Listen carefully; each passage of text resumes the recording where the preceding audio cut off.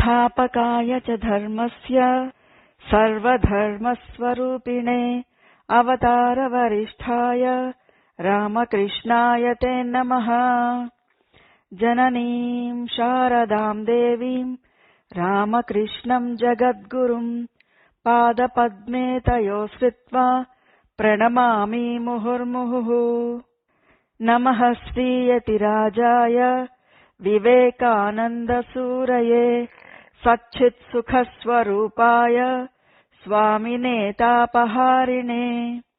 गुरुर्ब्रह्मा गुरुर्विष्णुः गुरुर्देवो महेश्वरः गुरुसाक्षात् परं ब्रह्म तस्मै శ్రీగురవే నమః। శ్రీమద్ రామాయణము 41వ సర్గ నుంచి 50వ సర్గ వరకు గల అంశాలను ఈరోజు పరిశీలిద్దాం. పురుషశ్రేష్ఠుడైన శ్రీరాముడు అంతఃపురానికి వెలుపల చేరియున్న తల్లులకు తండ్రికి నమస్కరించి వెళ్లిన తర్వాత దశరథుడితో వచ్చియున్న అంతఃపుర స్త్రీల యొక్క తీవ్రములైన ఆర్తనాదాలు మిన్నుముట్టాయి. దిక్కులేని వారికి దిక్కైనవాడు, బలహీనులకు అండయైనవాడు, దుఃఖార్తుల కన్నిటిని తుడుచువాడు, మా అందరికీ సర్వ విధాలుగా రక్షకుడు అయిన ఆ ప్రభువు ఎక్కడికి వెళ్తున్నాడో కదా అని వారు ఏడుస్తూ పలకసాగారు. శ్రీరాముడు తనను ఎవరు ఎంతగా నిందించినా వారి పట్ల రవ్వంత కూడా కోపం వహించి ఎరుగరు. ఇతరులకు కోపం కలిగేట్లుగా ఎప్పుడూ మాట్లాడలేదు. తన పట్ల కుపితులైన వారందరినీ కూడా ప్రసన్నం చేసుకునేవారు. ఇతరుల దుఃఖాలలో తాను పాలు పంచుకుంటూ ఉండేవారు. అలాంటి మా శ్రీరాముడు ఎక్కడికి వెళ్ళిపోతున్నారు? తేజస్శాలి అయిన ఆ మహాత్ముడు తన కన్నతల్లి అయిన కౌసల్యాదేవి లాగా మమ్మల్ని కూడా ప్రేమాద్రాలతో గౌరవిస్తూ ఉండేవాడు. అలాంటి మా రామప్రభు ఎక్కడికి వెళ్ళిపోతున్నారు?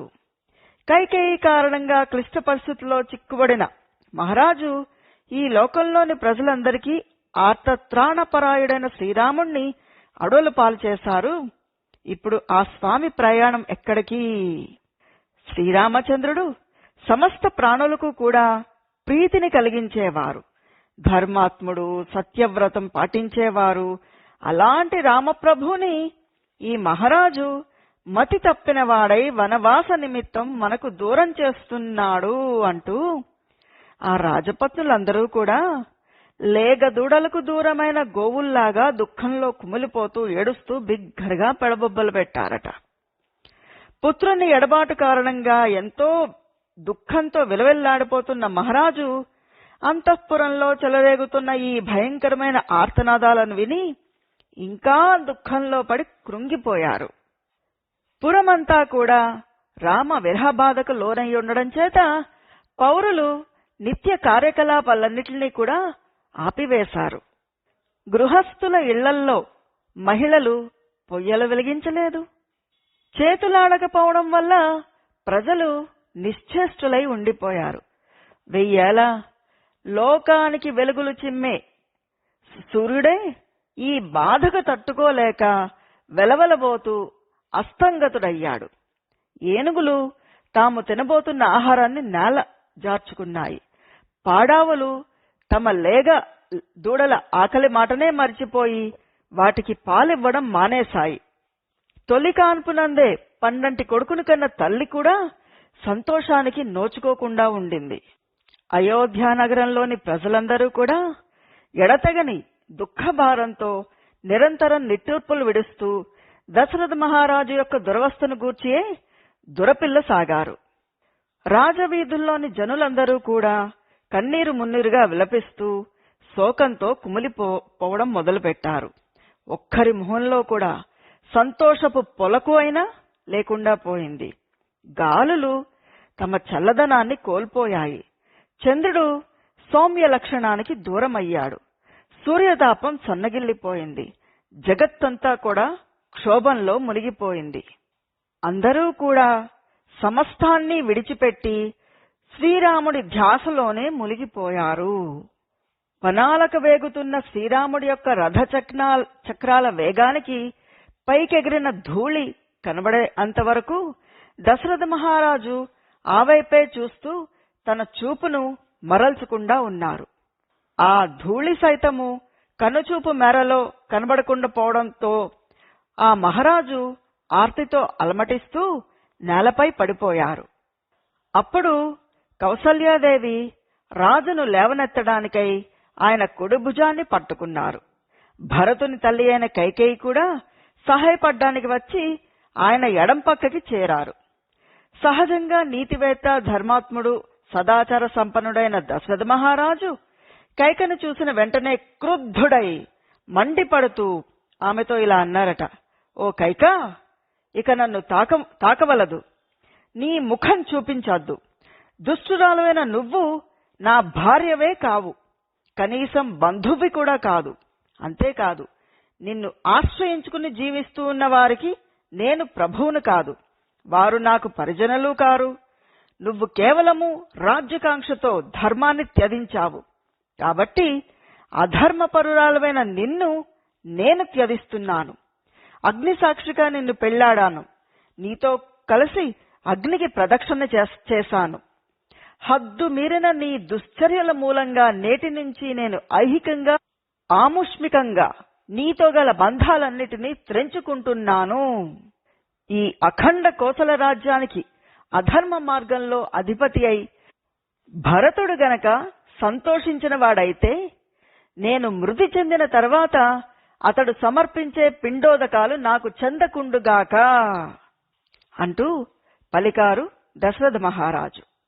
కౌసల్యాదేవితో కలిసి గృహోన్ముఖుడైన మహారాజు మాటిమాటికి వెనక్కు తిరిగి రాముడు వెళ్లిన వైపు, రథమార్గాల వైపు చూస్తూ రావడంతో ఆ నృపతి యొక్క రూపము రాహుగ్రస్తమైన సూర్యబింబంలాగా వన్నె తరిగిపోయింది. ఆయన తన బాధను ఎవరికీ తెలుపుకొనలేకుండా ఉన్నారు. శోకాతురుడైన రాజు తన అనుంగ పట్టిని అనవతరము స్మరించుకుంటూ కుమిలిపోతూ ఉన్నారు. శ్రీరాముడు నగరం యొక్క పొలిమేరలకు చేరినట్లు తెలియగానే ఇలా అన్నారట, నా కుమారుణ్ణి తీసుకువెళ్లిపోయిన రథాశ్వముల జాడలు త్రోవలో కనబడుతున్నాయి గాని ఆ మహాత్ముడు మాత్రం కనబడడం లేదే. ఇక్కడ నా ముద్దుల కుమారుడు మంచి గంధాలను అలుముకొని మెత్తటి దిండ్లు గల హంసతూలికా తల్పంపై సుఖంగా శయనిస్తూ ఉండేవాడు. అప్పుడు చక్కని పరిచారికలు వింజామర్లు వీస్తూ ఉండగా ఆయన హాయిని అనుభవిస్తూ ఉండేవాడు. ఇప్పుడు చెట్ల నీడలను ఆశ్రయించి ఒక మొద్దునో రాతినో తలగడగా చేసుకుని పడుకొనవలసి ఉంటుంది. జనకుని గారాల బిడ్డ, మిక్కిలి సుకుమారి అయిన సీతాదేవి నిజంగా ఈ రోజు వనాలలో ముళ్ల బాటల్లో నడుస్తూ ఉన్నప్పుడు ఆమె వ్యధకు గురి కావచ్చు. యథార్థంగా ఆమెకు అడవులు కొత్త. హఠాత్తుగా వినిపించే పెద్ద పులుల గాండ్రింపులు మొదలైన దుష్టమృగాల అరుపులకు ఆమె భయకంపిత అయి ఉండవచ్చు. ఓ కైకేయి, పురుష శ్రేష్ఠుడైన నా రాముడు లేకుండా నేను జీవించి ఉండలేను. అప్పుడు నీ కోరికలన్నీ తీరుతాయి. ఈ రాజ్యంలో నువ్వు విధవై పడి ఉండు అని పలుకుతూ ఆ దశరథ మహారాజు దుఃఖమగ్నుడై ఉన్నవాడు అశాంతి మందిరంలో ప్రవేశించినట్లుగా ఆ అయోధ్యలోకి అడుగుపెట్టారట. ప్రజలందరూ కూడా శ్రీరాముడి వెంట వెళ్లి ఉండడం వల్ల అయోధ్యలోని వీధులు, ఇళ్ల ముంగిళ్లు, లోగిళ్లు అన్నీ కూడా శూన్యాలైపోయాయి. అంగళ్ళు, దేవాలయాలు మూతబడ్డాయి. ఇళ్లల్లో మిగిలి ఉన్న దుర్బలులైన వృద్ధులు, బాలబాలికలు దుర్ఖాతులై ఉన్నారు. రాజవీధుల్లో అక్కడా అక్కడ ఒకరిద్దరు తప్ప జనసంచారమే లేకుండా పోయింది. దశరథుడు అలాంటి అయోధ్య నగరాన్ని చూస్తూ విలపిస్తూ సూర్యుడు మబ్బుల్లో చేరినట్లు తన మందిరంలోకి ప్రవేశించారు. దగ్గుత్తికతో విలపిస్తూ ఉన్న మహారాజు మృదువుగా, అస్పష్టంగా పెదవులను మాత్రమే కదులుస్తూ దీనంగా అక్కడున్న ద్వారపాలకులతో ఇలా అన్నారు, రామ జనని అయిన కౌసల్య యొక్క మందిరానికి నన్ను తీసుకుని పోండి. మరొక చోట ఎక్కడా కూడా నా మనసుకు ఊరట లభించదు, నా మనసు కుదుట పడదు. ఇలా మహారాజు చెప్పగా ద్వారపాలకులు ఆ ప్రభువును కౌసల్యాదేవి మందిరానికి చేర్చి వినయపూర్వకంగా ఆయన్నక్కడ పడుకోబెట్టారు. కుమారులు రామలక్ష్మణులు, కోడలు సీత లేని ఆ భవనము దశరథ మహారాజుకు చంద్రుడు నక్షత్రాలు లేని ఆకాశంలాగా కనిపించింది. మహారాజు నిస్తేజమై తోస్తూ నా భవనాన్ని చూస్తూ చేతులు చాచి, నాయనా రామా, మాతాపితరులను విడిచి వెళ్లిపోయావా అని బిగ్గరగా వాపోయారు. శ్రీరాముడు తన వనవాసాన్ని ముగించుకుని వచ్చే వరకు ఈ 14 సంవత్సరాల కాలము జీవించి ఉండి ఆయనను దర్శించేవారి భాగ్యమే భాగ్యము, ఆయన ఆలింగన సుఖాలను పొందేవారి అదృష్టమే అదృష్టము, నాకు ఆ యోగము ఉన్నదో లేదో అంటూ కలత చెందారు. ఇలా పుత్ర దుఃఖంతో కృశించి శయ్యపై పడుకుని ఉన్న మహారాజును చూసి కౌసల్య తాను కూడా శోకార్తి అయి ఆయనతో ఇలా అన్నారట. ఒక సర్పంలాగా కుటిలత గల కైకేయి ధర్మాత్ముడైన శ్రీరాముడి పట్ల తన విషాన్ని వెళ్లగ్రక్కినదై ఇప్పుడు కువసాన్ని విడిచే ఆడపాములాగా కొత్త రూపంతో స్వేచ్ఛగా సంచరిస్తూ ఉన్నది. అందగత్తైన కైకేయి శ్రీరాముణ్ణి అడవులకు పంపి తన కోర్కెలను తీర్చుకుంటూ ఉన్నది. అంతటితో ఆగకుండా ఇంటిలో దూరన విషసర్పంలాగా ఆమె నన్ను ఇంకా వేధించగలదు. భరతునకు రాజ్యాధికారం కట్టబెట్టడం తప్పనిసరి అయితే అయ్యుండొచ్చుగా, అంతేకాదు భరతుడు కోరేట్లుగా అతడికి సేవలు చేయిస్తూ నా కుమారుడు ఇక్కడే దాసుడై ఉండవలసి వచ్చినా అది నాకు సమ్మతమే. వనవాసం కంటే అది మేలు కదా. అప్పుడు నా తనయుడు బిచ్చమెత్తుకుని జీవిస్తూ ఉన్నా కూడా నా కళ్ల ముందర తిరుగుతూ ఇక్కడే నివసిస్తూ ఉండేవాడు గదా. దేవతలకు అర్పించవలసిన హవిర్భాగాలను రాక్షసులకు చెందేట్లుగా నీవు కైకేయి ఒత్తిడికి కారణంగా ముందు వెనకలు ఆలోచించకుండా రాముడికి దక్కవలసిన రాజ్యాధికారాన్ని అతడికి కాకుండా అమర్యాదగా భరతుడికి కట్టబెట్టావు. శ్రీరాముడికేమో రాక్షస నివాసమైన అరణ్యాలను అప్పగించావు. సుఖభోగములను అనుభవించవలసి ఉన్న వయసులో సీతారామ లక్ష్మణులను అడవులకు పంపావు. ఇప్పుడు వారికి సయ్యాసనాది వస్తువాహనాలే లేవు కనుక వారు అడవులలో తృణశయ్యలపై పరుండుచు ఫలమూలాలతోనే కడుపు నింపుకుంటూ ఎలా ఉంటారో కదా. సీతా లక్ష్మణులతో కూడి శ్రీరాముడు ఇక్కడికి మరలి వచ్చిన శుభ సమయంలోనే నా శోకము చల్లారుతుంది. నరశ్రేష్ఠులైన రామలక్ష్మణులు సీతతో కలిసి అరణ్యాల నుంచి ఇక్కడికి వచ్చేసినప్పుడు వారిని కనులారా గాంచిన పౌరుల సంతోషాలు పర్వదినంలో సముద్ర తరంగాల్లా మిన్నంటుతూ ఉంటాయి. ఆ సుముహూర్తం ఎప్పుడు ప్రాప్తిస్తుందో కదా.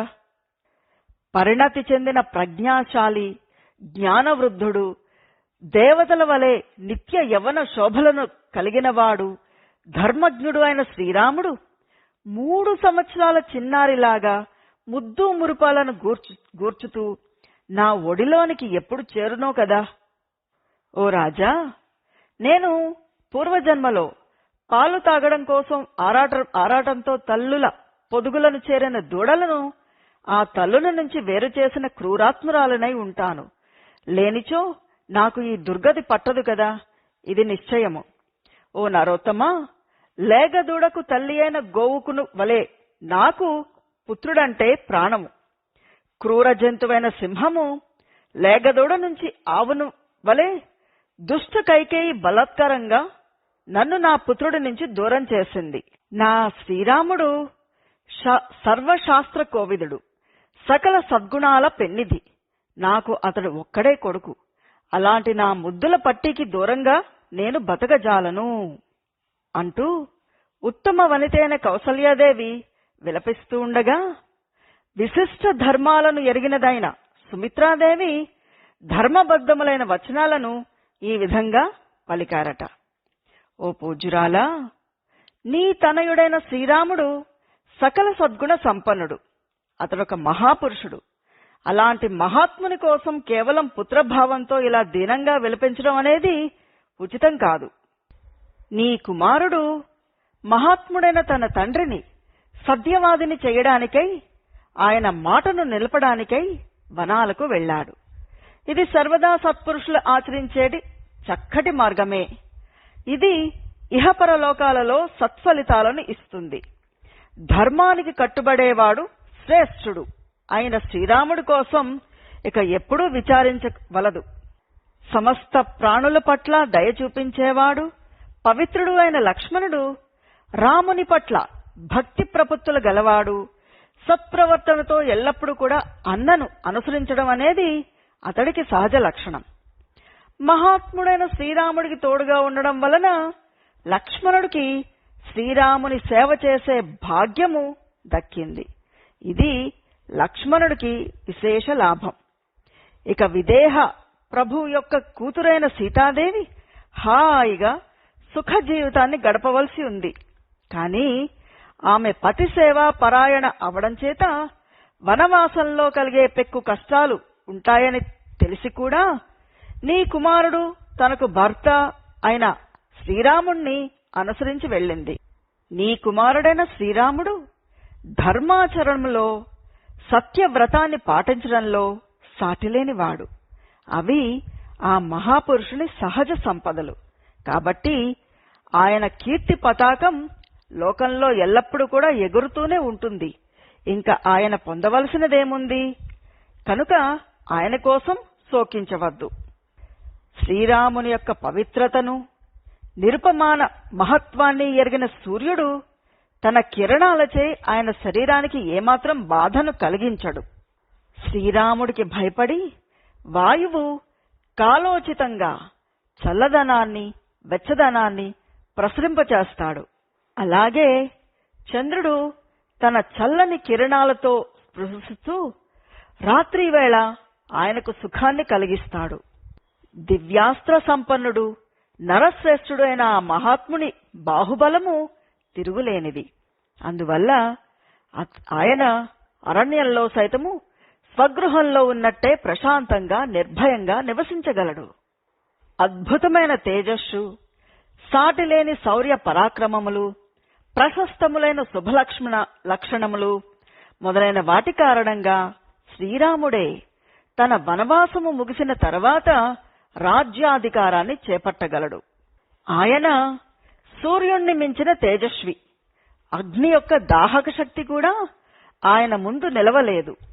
లోకంలో గల ప్రభువులకే ప్రభువైన వాడతడు. సంపదలకు పెన్నిది, కీర్తికే వన్నె తెచ్చినవాడు.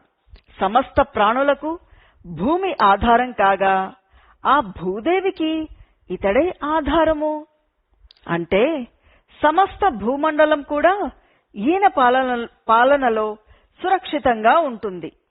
అలాంటి మహాపురుషుడికి అరణ్యమైన నగరమైన ఒక్కటే కదా. ఎక్కడున్నా కూడా ఆయనకు ఏ లోటు ఉండదు. ఈ ఆపద సమయంలో అశేష జనావళి కన్నీళ్లను తుడిచి ఓదార్చవలసిన నీవే ఇలా కలత చెంది దుఃఖంతో కృంగిపోతే ఇక చెప్పేదేముంది? ఓ కౌసల్యాదేవి, ఈ లోకంలో శ్రీరాముడి వంటి సత్పురుషుడు లేనేలేడు. అలాంటి రామునిగన్న తల్లివి నీవు. కాబట్టి నువ్వు దుఃఖించడం ఎంతమాత్రమూ తగదు.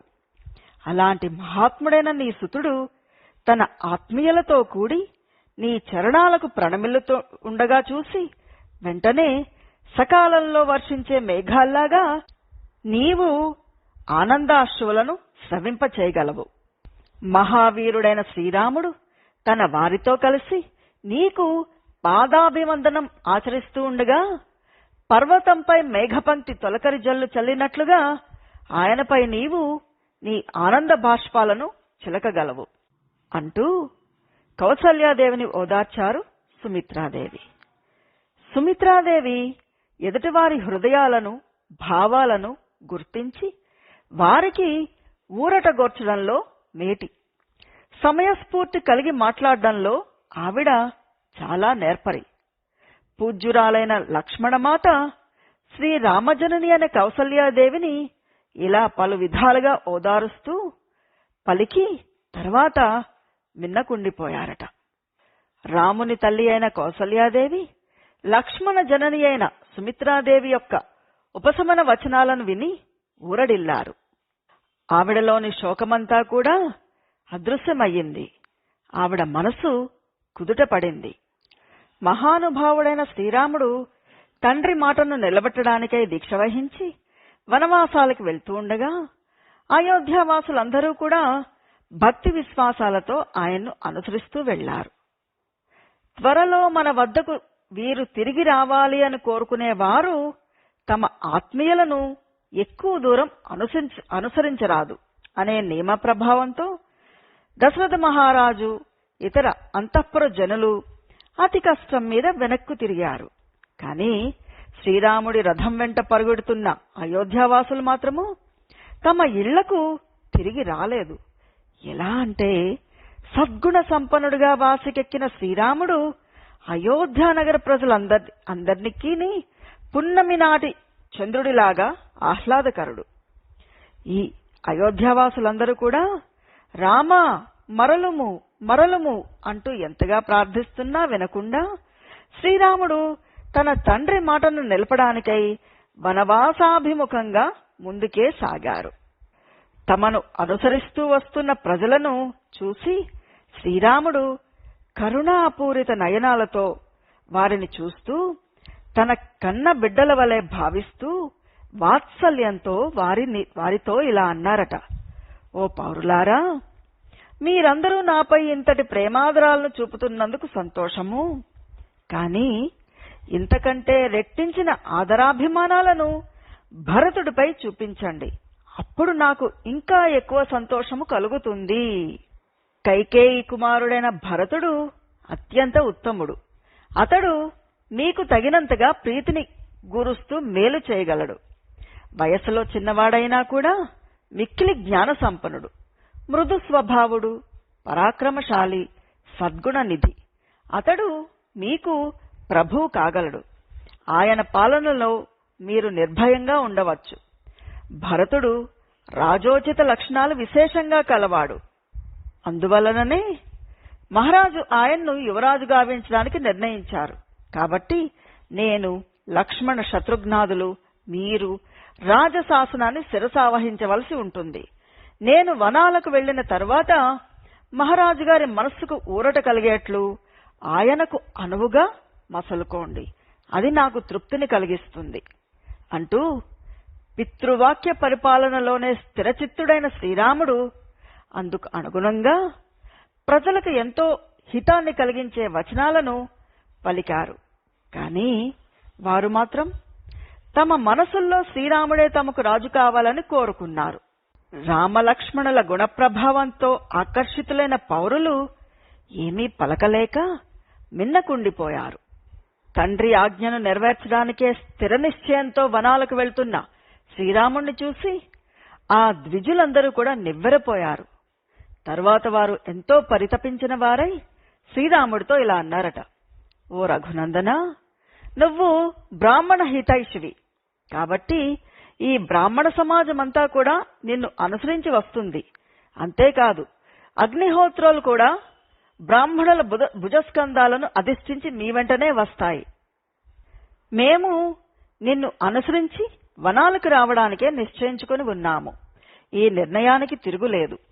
నీవు పితృవాక్య పరిపాలన రూపమైన ధర్మాన్ని పాటిస్తూ ముందుకు సాగుతున్నప్పుడు మాకు ఇతర ధర్మ మీమాంసాలతో పని ఏముంది? నిన్ను అనుసరించడమే కదా మా పరమధర్మము. ఓ రామా, కేవలం మానవులే కాక ఈ లోకములోని చరాచర ప్రాణులన్నీ కూడా నీ పట్ల భక్తి శ్రద్ధలు కలిగి ఉన్నాయి. నీవు అయోధ్యకు తిరిగి రావడానికై ఎంతగానో ఆరాటపడుతూ అర్థిస్తూ ఉన్న ఆ ప్రాణుల మీద నువ్వు కనికరం చూపించు. సకల ప్రాణుల ఎడ దయాపరుడమైన నువ్వు అయోధ్యకు మరలుటకై అన్ని ప్రాణులు కూడా తమ తమ అరుపుల ద్వారా నీకు మొరపెట్టుకుంటూ ఉన్నాయి అంటూ వనవాసానికే వెళ్తున్న శ్రీరాముడిని అయోధ్యకి మరలించడానికై ఆ బ్రాహ్మణులందరూ ప్రాధేయపడుతూ గగ్గోలు పెడుతూ ఉండగా ఇంతలో తమసా నది కూడా శ్రీరాముణ్ణి వారించడానికే అడ్డు నిలిచిందా అన్నట్లుగా అక్కడ కనిపించిందట.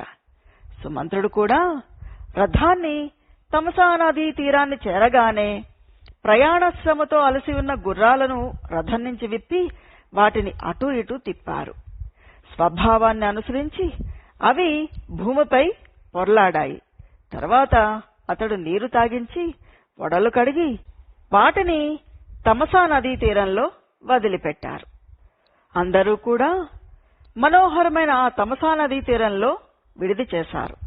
తర్వాత శ్రీరాముడు ఒకసారి సీతాదేవి వైపుకి చూసి తర్వాత లక్ష్మణుడితో ఇలా అన్నారట, ఓ లక్ష్మణ, నేటి నుంచి మన వనవాసము మొదలైనది. మొదటి రాత్రి సమీపించింది. అతి సుకుమారి అయిన సీత వనాల్లో కాలినడకతో ఎలా సాగిపోగలదు అని దిగులు చెందొద్దు. వెలవెలపోతున్న ఈ అరణ్య ప్రదేశాన్ని ఒక్కసారి చూడు. ఈ వనములు మన వేష పరిస్థితులను చూసి ఏడుస్తూ ఉన్నవా అన్నట్లుగా తోచుతోంది.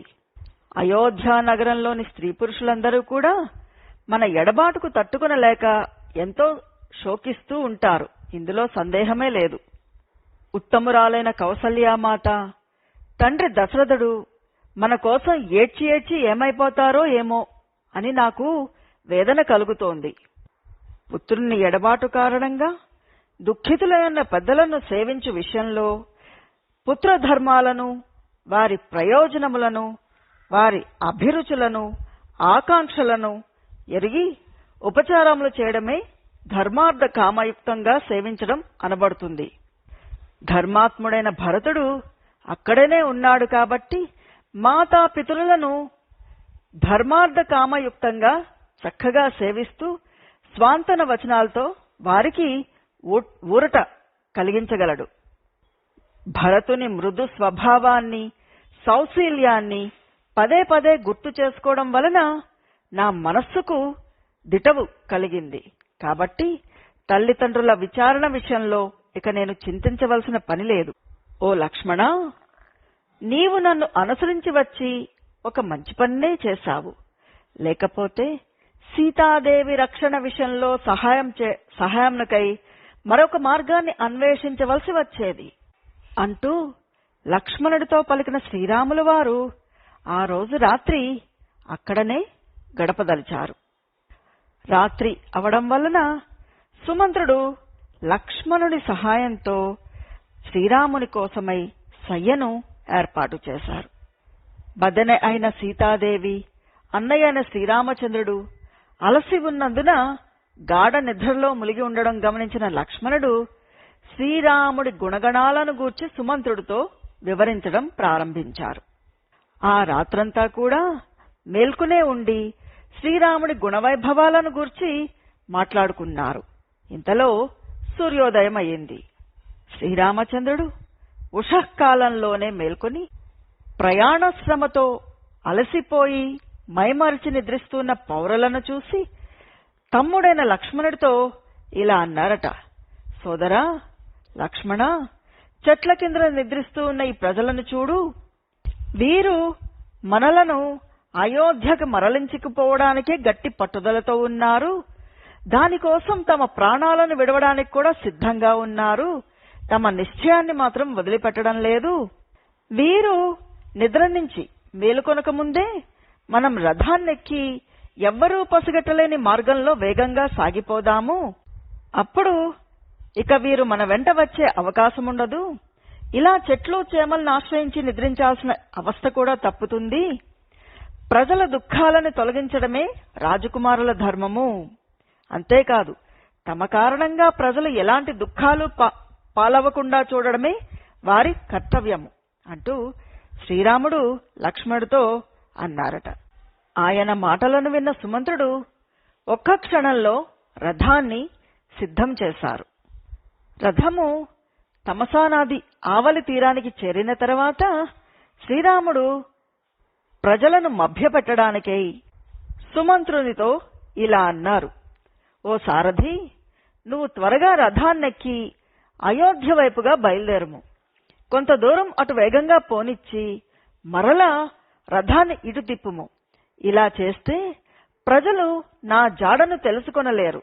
కాబట్టి జాగ్రత్తగా అట్లే చెయ్యి అంటూ ఆదేశించారు శ్రీరాముల వారు. సుమంత్రుడు అలాగే చేశారు. మరలా మరొక మార్గంలో ఆయనను చేరి శ్రీరాముడి ప్రయాణానికే అక్కడ రథాన్ని సిద్ధపరిచారు. పిమ్మట ఆ సారథి తపోవన మార్గంలో అశ్వములను నడిపించారు. రాత్రి గడిచింది, సూర్యోదయం అయింది. పౌరులందరూ మేల్కొన్నారు. శ్రీరాముడు కనిపించకపోవడంతో వారందరూ కూడా శోకంతో నిశ్చేష్టులై నీరుగారిపోయారు. ఎంతగా గాలించినా శ్రీరాముడు కనబడకపోయేసరికి అత్యంత ఖిన్నులయ్యారు. శ్రీరాముడు లేకుండా అయోధ్యకి తిరిగి వెళ్లి అక్కడ వారికి తమ ముఖాలను ఎలా చూపించగలమనుకుంటూ వారిలో వారు వాపోయారు. శ్రీరాముడి రథం వెళ్లిన దారిని సరిగ్గా గుర్తించలేకపోవడంతో దిక్కుతోచని ఆ ప్రజలు విధివంచితులయ్యామని తలచుతూ ఇంటికి తిరుగుముఖం పట్టారు. వనములకు వెళ్లిన మార్గాన్ని అనుసరించే వారు తిరిగి అయోధ్యకి చేరారు. అయోధ్యలోని జనులందరూ కూడా వ్యధిత హృదయులై ఉన్నారు. అలాంటి నగరాన్ని చూసి వారు మనస్తాపానికి లోనయ్యి కన్నులు వాచిపోయేట్లుగా కన్నీరు మున్నీరుగా విలపించారు. శ్రీరాముడిని అనుసరించి వనాలకు వెళ్లి కూడా విధి లేక మరలి వచ్చిన ఆ అయోధ్యానగర వాసులు మిక్కిలి విషాదగ్రస్తులై ఉన్నారు. శోకపీడితులై కన్నీరు మున్నీరుగా పరితపిస్తూ ఉన్నారు. శ్రీరాముడికి దూరంగా బ్రతకడం కంటే మరణించడమే యుక్తమని తలపోస్తూ ఉన్నారు. ధైర్యాన్ని కోల్పోయి దిగాలు పడి ఉండడం చేత వారు జీవచ్ఛవాలుగా కనిపిస్తూ ఉన్నారు. శ్రీరాముడు లేకుండా ఇళ్లకు చేరిన తమ భర్తలను చూసి ఇల్లాళ్లు అందరూ కూడా తీవ్రమైన సూటిపోటీ మాటలతో తమ భర్తలను దూసిపోశారు. వారందరూ కూడా తమ భర్తలతో ఇలా అన్నారట: శ్రీరాముడి దర్శనానికి నోచుకోని వారికి ఈ ఇళ్ళు వాకిళ్లతో పనేమిటి? భార్యాపుత్రులెందుకు? ధనధాన్యాలతో ఏమి ప్రయోజనము? సుఖభోగాల ప్రసక్తి ఎందుకు? అంతేకాదు, ఈ జీవితంతో మాత్రం వారికేంటి పని? ఈ లోకంలో లక్ష్మణస్వామి ఒక్కడే సత్పురుషుడు. సీతారాముల వెంట వనాలకు వెళ్లి నిరంతరము వారికి అక్కడ పరిచర్యలు చేస్తూ ఉన్న భాగ్యశాలి కదా అతడు. సీతారాముల స్పర్శతో పునీతమైన ఆ వనమునందు గల నదుల భాగ్యమే భాగ్యము, ఆ పద్మ సరస్సుల అదృష్టమే అదృష్టము. శ్రీరాముడు కాలు మోపిన ప్రదేశము అది కొండయే అయినా కూడా కానయే అయినా కూడా ఆయనను ఒక పూజ్యుడైన అతిథిగా భావించి చక్కని ఆదర సత్కారాలతో సేవించి తరిస్తాయి. శ్రీరాముడు మహావీరుడు. ఆయన ఉన్న చోట ఏ ప్రాణికి భయముండదు, ఎవ్వరికీ అవమానము కలగదు. ఆయన ఎక్కువ దూరం వెళ్లకముందే మనమందరం కూడా ఆయనను చేరదాము. ఆయన అడుగుజాడలను అనుసరించడమే మనకు శ్రేయస్కరము. మన అందరికీ అతడే రక్షకుడు, శరణ్యుడు, పరమాశ్రయుడు. ప్రస్తుత పరిస్థితుల్లో ఈ నగరము సజ్జనులకు నివాసయోగ్యం కాదు. ఇక్కడి వారందరూ కూడా శ్రీరాముడిపై బెంగ పెట్టుకుని ఉన్నారు. ఇక్కడి వాతావరణమంతా కూడా చికాకు కలిగించేదిగా ఉన్నది. ఇక్కడే ఉంటే మనకు మనశ్శాంతి కరువవుతుంది. రాజ్యకాంక్షతో భర్తను కీలుబొమ్మగా చేసుకుని కౌసల్యాదేవి పుత్రుడైన శ్రీరాముణ్ణి వనవాసపాలు చేసి ఆ కైకేయి ఇక్ష్వాకు వంశానికే మచ్చ తెచ్చింది. అలాంటి దుర్మార్గురాలు ఇక ఎవరిని విడిచిపెడుతుంది? శ్రీరాముడు వనవాసగతుడైనచో దశరథ మహారాజు జీవించి ఉండడం దుర్లభం. ఆయన మరణించిన తరువాత ఇక్కడ వినిపించేవన్నీ కూడా విలాపాలు మాత్రమే. కైకేయి కుట్ర కారణంగా సీతారామ లక్ష్మణులు వనముల పాలయ్యారు. కసాయవాణి చేతికి చిక్కిన పశువులలాగా మనము భరతుడి పాలవుతాము. శ్రీరాముడు ఒక మహాపురుషుడు. ఆ మహారథుడు సంచరించడం వలన అరణ్యాలలో శోభలు ఇనుమడింపచేస్తాయి. కాబట్టి మనమందరం కూడా ఆయనను అనుసరిద్దాము. ఇలా స్త్రీలందరూ కూడా తమ ఇళ్లల్లో శ్రీరాముణ్ణి స్మరించుకుంటూ విలపించసాగారట. ఇంతలో సూర్యుడు అస్తమించాడు. చీకట్లు అలముకున్నాయి. అక్కడి స్త్రీలందరూ కూడా కన్నబిడ్డలో తోబుట్టులో దూరమైనట్లు శ్రీరాముడి ఎడబాటు వలన వ్యాకులపాటుకు లోనయ్యారు. అయోధ్యానగరము నీరింకిపోయిన మహాసముద్రంలాగా శూన్యమై కనిపిస్తూ ఉన్నది. అయోధ్యానగరి ఇలా దుఃఖంలో మునిగిపోయి ఉండగా అక్కడ వనాలలో పురుషశ్రేష్ఠుడైన శ్రీరాముడు వేకువజామునే తమసా నదీ తీరంలో ప్రజలను విడిచిపెట్టి వెళ్లిన తర్వాత తండ్రి ఆజ్ఞను గుర్తు చేసుకుంటూ సీతా లక్ష్మణులతో కలిసి వనాల వైపుగా చాలా దూరం ప్రయాణం చేశారు. ఆ ప్రయాణ సమయంలో గ్రామీణులు అనుకుంటూ ఉన్న మాటలు ఆయన చెవిన పడ్డాయి. వారందరూ ఇలా అనుకుంటున్నారట, ఛీ, దశరథ మహారాజు కామానికి దాసుడై ఎంత పని చేశాడు. అయ్యయ్యో, కైకేయిది రాతిగుండె, ఆమె పాపాత్మురాలు, ఆమె చేసే పాపాలకు అంతు లేకుండా పోయింది. మహారాజు కుమారుడైన శ్రీరాముడు పరమ ధార్మికుడు. ఆయన గొప్ప ప్రజ్ఞాశాలి, దయాళువు, జితేంద్రియుడు. అలాంటి సత్పురుషుణ్ణి అడవులకు పంపి ఆ క్రూరాత్మురాలు లోక మర్యాదలన్నిటినీ కూడా మంటగలిపింది. ఆమె దుష్కృత్యాలకు నిజంగా ఇది పరాకాష్ఠ కదా. జనక మహారాజు యొక్క గారాల పట్టి మహాసాధ్వి అయిన సీతాదేవి సుఖాలలో పుట్టి పెరిగింది. ఆమె ఈ వనవాస క్లేశాలను ఎలా తట్టుకోగలదు? అయ్యో, దశరథ మహారాజు దయమాలినవాడై తనకు అనుంగో సుతుడు, ప్రజలకు ప్రాణతుల్యుడు, పుణ్యాత్ముడు అయిన శ్రీరాముణ్ణి అరణ్యాల పాలు చేశాడు. ఇలా చేయడానికి అతడికి మనసెలా ఒప్పిందో. ఇలా మాట్లాడుకుంటూ ఉన్న గ్రామీణులు, పల్లె ప్రజల మాటలను వింటూ మహావీరుడైన శ్రీరాముడు కోసల భూములనన్నిటినీ దాటి ముందుకు సాగిపోయారు. పిమ్మట శ్రీరాముడు పవిత్ర జలాలతో ప్రవహిస్తూ ఉన్న వేద శృతి అనే పేరుగల నదిని దాటి అగస్త్య మహర్షి నివసించేటి దక్షిణ దిశకు ప్రయాణమయ్యారు. ఇలా కొంతకాలం ప్రయాణం చేసి గోమతీ నదీ తీరానికి చేరుకున్నారు. పూర్వము మనుప్రభువు ఇక్ష్వాకు మహారాజుకు ఇచ్చివేసిన ప్రదేశమిది. ఇలా అన్నిటినీ దాటుకుంటూ శ్రీరాముడు విశాలమైన మనోహరములైన కోసల దేశపు పొలిమేరకు చేరి అయోధ్య వైపుకు తిరిగి నమస్కరిస్తూ ఇలా అన్నారట, కాకుస్థ వంశజులచే పరిపాలించబడుతున్న ఓ అయోధ్య మహానగరమా, ఈ దేశంలో సుప్రతిష్ఠులై రక్షిస్తున్న దేవతలను నిన్ను నా వన ప్రయాణానికై అనుజ్ఞ ఇవ్వాల్సిందిగా వినమ్రంగా వేడుకొనుచున్నాను. నేను వనవాసాన్ని ముగించుకుని మహారాజుగారి రుణాన్ని తీర్చుకుని మళ్ళా నిన్ను దర్శిస్తాను. అప్పుడు తల్లిదండ్రులను చేరి వారిని సేవించగలను అంటూ మహాధైర్యవంతులలో శ్రేష్ఠుడైన శ్రీరాముడు కోసల దేశపు పొలిమేరలను దాటిన తర్వాత సర్వ విధాలుగా సుసంపన్నమైన ఒక దేశమునకు మధ్య భాగం ద్వారా ప్రయాణం చేశారు. ఆ దేశము సుఖ సంతోషాలకు నెలవైనది, మిక్కిలి విశాలమైనది. అది కనువిందు గావిస్తూ ఉద్యానవనాలతో విలసిల్లుతూ ఉంది. అది సామంతరాజులచే పాలింపబడుతూ ఉన్నది. ఆ దేశంలో త్రిపదగామి అయిన దివ్య గంగానది ప్రవహిస్తూ ఉన్నది. ఏమాత్రం నాచులేనిది, నిర్మల జలాలతో రమ్యమై మహర్షులచే సేవించబడుతున్న పవిత్ర గంగానదిని శ్రీరాముడు దర్శించారు. ఆ పవిత్ర గంగానది సమీపాన గల ఋషుల ఆశ్రమాలను దర్శించారు. అక్కడ ఆ నదీ తీరంలో గల స్నానఘట్టాలలో అప్సరసులు అప్పుడప్పుడు సంతోషంతో జలక్రీడలు సలుపుతున్నారు. దేవతలు, దానవులు, గంధర్వులు, కిన్నెరలు, వివిధ గంధర్వ జాతులకు చెందిన స్త్రీలు మొదలైన వారు తమకు అనుకూల రీతిలో నిర్మల గంగా జలాలలో స్నానమునరుస్తూ విహరిస్తూ ఉన్నారు. మహారథుడైన ఆ రఘురాముడు సుడులు తిరుగుతున్న జలములతో తరంగాలతో ఒప్పుతున్న ఆ నదిని వీక్షిస్తూ రథసారథి అనే సుమంత్రుడితో ఇలా అన్నారట, నేడు మనము ఇక్కడనే నివసింతుము.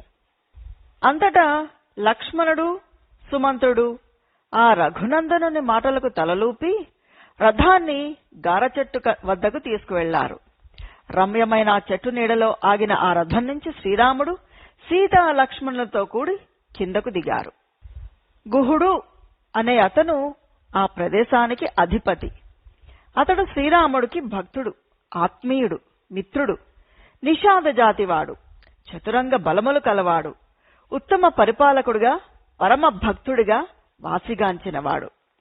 మహాపురుషుడైన శ్రీరాముడు తన ప్రదేశానికి విచ్చేసిన వార్తను విని అతడు వృద్ధులతో, మంత్రులతో, తన జాతి వారితో కలిసి ఆయనను సమీపించాడు. తర్వాత శ్రీరాముడు తన వద్దకు వస్తూ ఉన్న నిషాదరాజైన గుహుణ్ణి దూరం నుంచే చూచి లక్ష్మణుడితో కలిసి ఎదురేగి అతణ్ణి కలుసుకున్నారు. అంతటా గుహుడు నారచీరలను ధరించి ఉన్న శ్రీరాముణ్ణి చూసి సంతప్తుడై ఆయనను కౌలించుకుని ఇలా అంటాడు: ప్రభూ, ఈ రాజ్యం మీకు అయోధ్య వంటిది. నేను మీ సేవకుడను. ఏమి చేయవలనో ఆజ్ఞాపించండి. ఓ మహాబాహు, మీ వంటి ప్రియమైన అతిథి నా భాగ్యవశమున నాకు లభించారు అంటూ గుహుడు వెంటనే వివిధములైన రుచికరమైన అన్నపానీయాలను తెప్పించారు.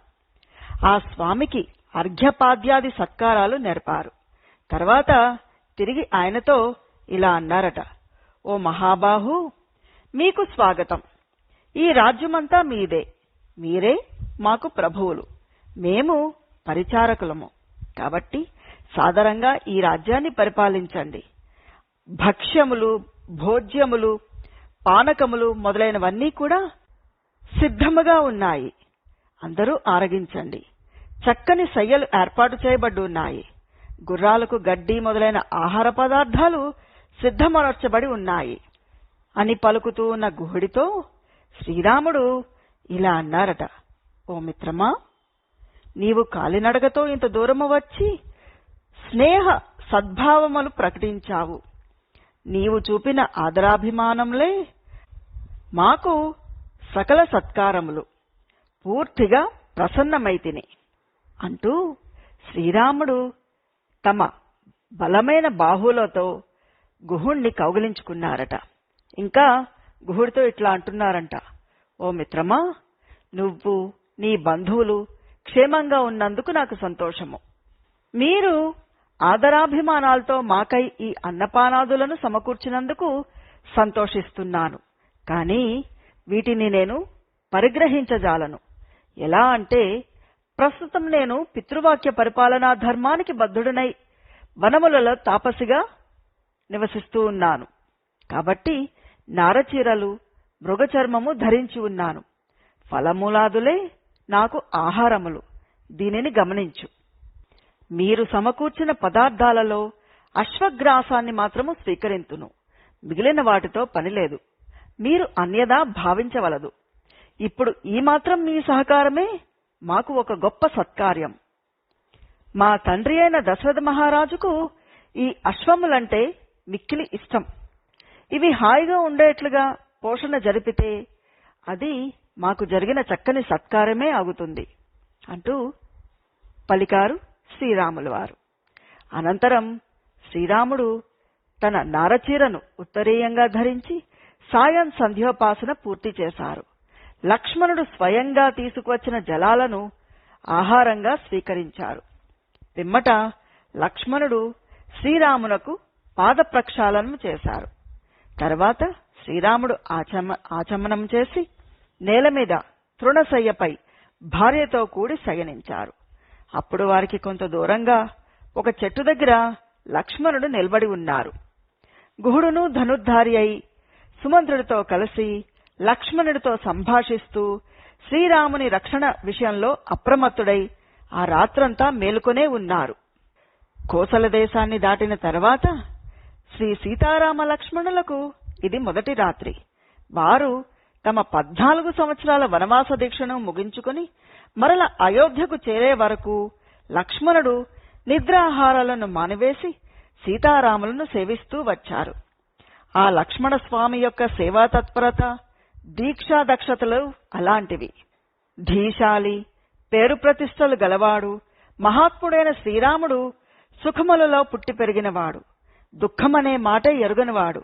అలాంటి ఆయన నేలపై తృణశయ్యపై పడుండడం చేత లక్ష్మణుడికి నిద్రపట్టక ఆ రాత్రి దీర్ఘంగా తోచింది. హరి ఓం తత్సత్. శ్రీరామకృష్ణార్పణమస్తు.